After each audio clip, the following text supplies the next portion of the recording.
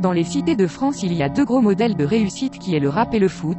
Je vais me concentrer sur le rap. La face cachée du rap est beaucoup plus sombre que les gens pensent.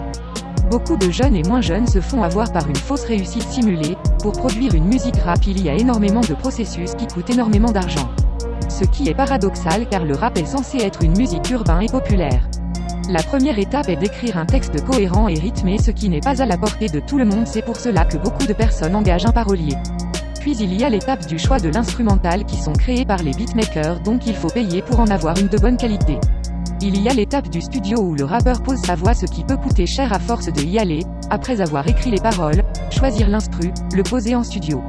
Il va avoir la dernière étape qui est le mastering qui consiste à bien mixer les voix, c'est l'ingénieur son qui s'occupe de ça.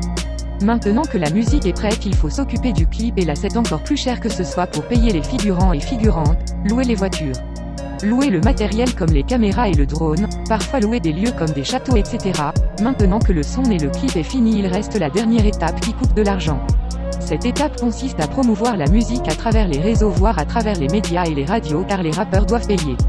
Donc produire une seule musique coûte énormément cher et si on part dans le format album, c'est encore plus cher et dur à mettre en place, surtout sans maison de disques. La triste vérité, c'est que la plupart des rappeurs dans le top ne sont pas là pour l'amour du rap, mais ils sont là pour accomplir une mission bien précise. Certains sont poussés par des loges maçonniques, d'autres par des millionnaires, d'autres par des maisons de disques. Car le rap n'est plus une musique noire qui chante la misère noire, mais c'est devenu une musique qui a énormément d'influence sur la population de toutes tranches. C'est pour ça qu'il y a une guerre d'influence qui dépasse la plupart des gens.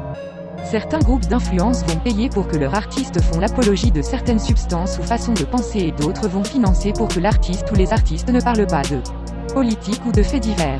Pourquoi payer des millions d'euros pour avoir accès à 20 secondes de cerveau du public quand on peut mettre toutes les choses subliminales dans la musique d'un rappeur ?